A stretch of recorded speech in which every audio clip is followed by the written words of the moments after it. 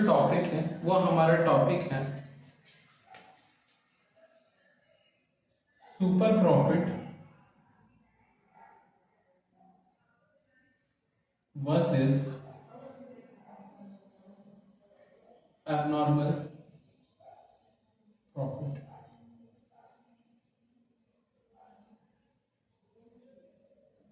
पहले हम लोग डिफरेंस समझेंगे कि सुपर प्रॉफिट और एबनॉर्मल प्रॉफिट क्या होता है, और उसके डिफरेंस को एक एग्जांपल से अंडरस्टैंड करने के बाद वो कितना वैलिड है उसके लिए भी मैं आपको कुछ रीजंस बताऊंगा। जैसे सबसे पहले समझो, ये एक मार्केट है, ये एक मार्केट है। इस मार्केट में टोटल 6 शॉप है। कितने शॉप है? 6।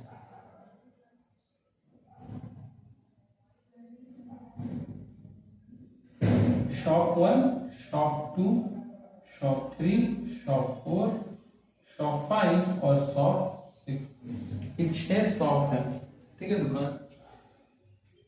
अब यहाँ पे इस मार्केट में जो प्रोडक्ट मिलता है वो प्रोडक्ट है होमोजीनियस। क्या प्रोडक्ट मिलता है? प्रोडक्ट है होमोजीनियस। होमोजीनियस प्रोडक्ट का मतलब क्या होता है? ऐसे तो आप सबको पता होगा। होमोजीनियस का मतलब होता है सिमिलर प्रोडक्ट, यानी कि बिल्कुल सेम प्रोडक्ट मिलता है। सपोज करके चलो ये सब गारमेंट्स का शॉप है, यहाँ पे रेडीमेड गारमेंट मिलता है।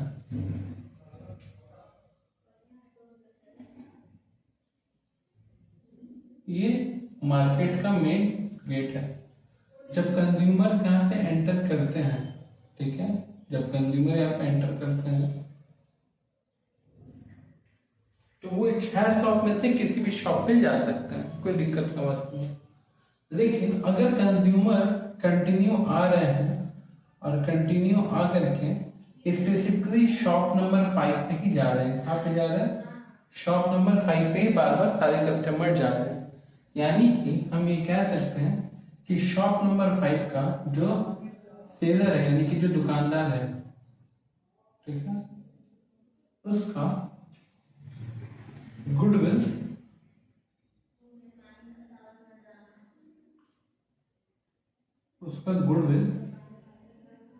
बाकी के शॉपकीपर से ज्यादा बेटर है, करेक्ट। अब आप तो बोलोगे कि भैया सारे कंज्यूमर अगर शॉप 5 पे आना है तो उसका डिफरेंट रीजन हो सकता है, ठीक है। आप कोई भी रीजन बताओ, देखो मेरे बताए गए रीजन में से ही सेम होगा। या तो वो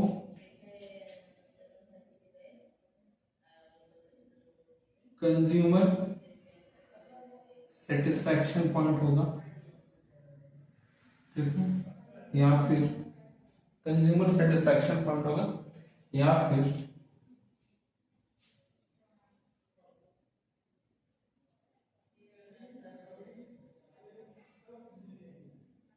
बिहेवियर अंडरस्टैंडिंग होगा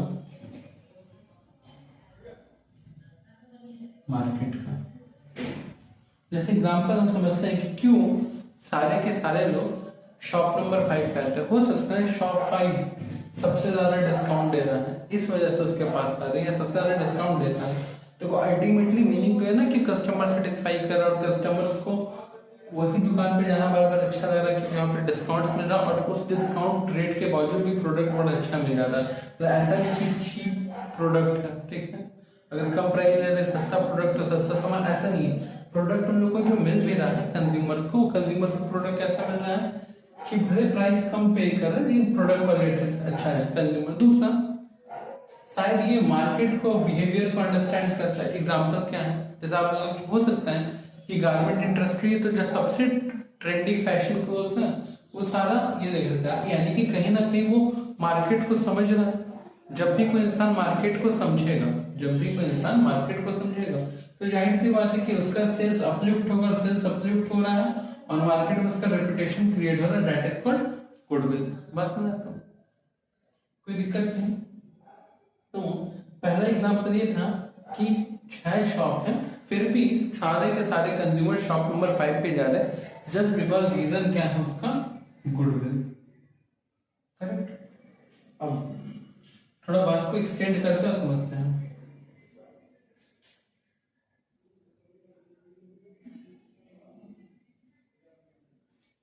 जब इसके पास सेल ज्यादा हो रहा है, यानी कि इसको जो प्रॉफिट होगा वो बाकी के अदर शॉप के कंपैरिजन में ज्यादा होगा। तो जब उसका प्रॉफिट अदर शॉपकीपर के कंपैरिजन में ज्यादा होगा, यानी कि वो नॉर्मल प्रॉफिट तो अर्न नहीं कर रहा है, नॉर्मल प्रॉफिट के ऊपर वो अर्न कर रहा है वो, करेक्ट, यानी कि उसके ऊपर का। तो दिस काइंड ऑफ प्रॉफिट, जब आप नॉर्मल प्रॉफिट नहीं अर्न करते हो, तो या फिर उस सिचुएशन में आप ज्यादा प्रॉफिट अर्न करोगे या कम प्रॉफिट अर्न करोगे, और इस प्रॉफिट को हम लोग क्या कहेंगे, एब नॉर्मल प्रॉफिट, करेक्ट। जब आप नॉर्मल प्रॉफिट अर्न नहीं कर रहे हो, तो यानी कि आप नॉर्मल प्रॉफिट से ज्यादा अर्न कर रहे हो, नॉर्मल प्रॉफिट से कम अर्न कर रहे हो, तो उस प्रॉफिट को हम लोग कहेंगे नॉर्मल प्रॉफिट, करेक्ट। अगर आप कम अर्न कर रहे हो तो फिर इसको एबनॉर्मल प्रॉफिट यानी कि लॉस हम लोग कंसीडर कर सकते हैं, वो प्रॉफिट जो कि नॉर्मल नहीं है, और इसको हम लोग प्रॉफिट कंसीडर करेंगे। और कौन सा प्रॉफिट कंसीडर करेंगे, एबनॉर्मल प्रॉफिट। लेकिन अगर आपको सपोज करो नॉर्मल प्रॉफिट से ज्यादा कमा रहे हो, अगर आप नॉर्मल प्रॉफिट से ज्यादा कमा रहे हो फॉर एग्जांपल, तो जब नॉर्मल प्रॉफिट से ज्यादा कमा रहे हो और उसके पीछे का रीजन है आपका मार्केट रेपुटेशन, क्या है, मार्केट रेपुटेशन, या फिर आपका गुडविल, या फिर आपका ब्रांड इक्विटी, आपका मार्केट में अच्छा पहचान है, ब्रांड इक्विटी है, कंज्यूमर्स आपके प्रोडक्ट, आपके शॉप, आपके ब्रांड से अवेयर है, तो यहाँ पे जो आप प्रॉफिट कमा रहे हो नॉर्मल प्रॉफिट से अबव अगर आप जो कमा रहे हो, ठीक है, तो उस प्रॉफिट को हम लोग कहेंगे सुपर प्रॉफिट, ठीक है। ये सुपर प्रॉफिट तो समझ में आया कि जो आप अपने मार्केट रेपुटेशन से कमाते हो, और आप कब से एग्जांपल भी सुपर प्रॉफिट का ही दे देते हैं, हम लोग समझ गए। बट बात अभी आता है कि एबनॉर्मल प्रॉफिट किसको कहेंगे, ध्यान से। ऐसा हो सकता है किसी रीजन से कस्टमर जब मार्केट में आ रहे थे तो शॉप 1 क्लोज था, शॉप 2 भी बंद था, शॉप 4, शॉप 3 और शॉप 5 भी बंद था। तब कंज्यूमर के पास ऑप्शन क्या है, एकमात्र ऑप्शन है 6, ठीक है, या फिर जो प्रोडक्ट सारे कस्टमर्स को चाहिए था वो इन सारे शॉप पे खत्म हो चुका है, वो केवल शॉप 6 पे ही उसके पास स्टॉक बचा हुआ है, करेक्ट। तो सारे कस्टमर कहाँ पे आएंगे, सारे कस्टमर सामान्यतः शॉप नंबर 6 पे आएंगे। तो बताओ ये जो शॉप 6 पे आ रहे हैं, क्या इसके मार्केट रेपुटेशन की वजह से आ रहे हैं, ठीक है, कंज्यूमर सेटिस्फैक्शन की वजह से आ रहे हैं, या फिर बिहेवियर अंडरस्टैंडिंग मार्केट का, नहीं, ऐसा नहीं है। यहाँ पे एक एबनॉर्मल सा सिचुएशन है कि सबके पास रॉ मटेरियल खत्म हो गया है, ये रीजन, या फिर कोई ऐसा रीजन है कि आज सब शॉप बंद है, आपका ही शॉप खुला हुआ है, तो सारे कस्टमर शॉप 6 पर आ रहे हैं। तो जब ये शॉप 6 वाला आज जब प्रॉफिट कमाएगा तो जाहिर सी बात है नॉर्मल डे से ज्यादा कमाएगा, नॉर्मल डे प्रॉफिट से ज्यादा कमाएगा, तो उस प्रॉफिट को हम लोग एबनॉर्मल प्रॉफिट बोल सकते हैं। क्या बोल सकते हैं, एबनॉर्मल प्रॉफिट, करेक्ट।